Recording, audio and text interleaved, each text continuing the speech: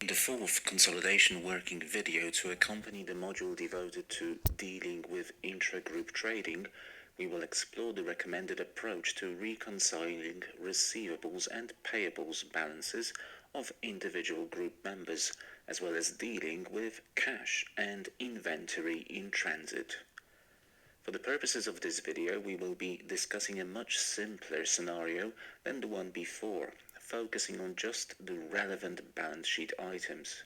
Accordingly, example 4 reads: the following balances have been extracted from the individual statements of financial position of P and S, a fully owned subsidiary of P, as at the 31st of December 2017.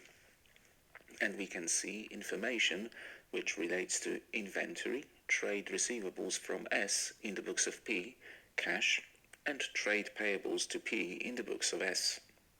We are additionally told that there was cash in transit of €3,000 from S to P at the 31st of December 2017, and that goods dispatched by P to S before the year end, with the related invoices totaling €15,000, had not yet been received by S. The original cost of the goods was €15,000, and our job is to reconcile the relevant intra-group positions and provide the balances to be included in the consolidated statement of financial position as at the 31st of December 2017.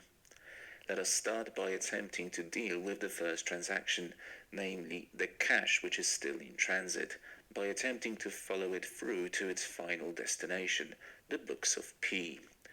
If the cash were received, then P's cash position, which currently equals €5,000, would increase by €3,000 to reach €8,000. At the same time, the trade receivables from S balance, shown by P, would drop by the same €3,000 to an adjusted level of €37,000.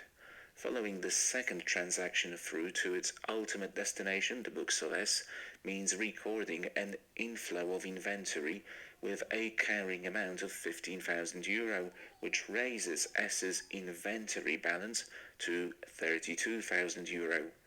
At the same time, receipt of the associated invoice would cause a €15,000 jump in reported trade payables to P from the current level of €22,000 to an adjusted €37,000.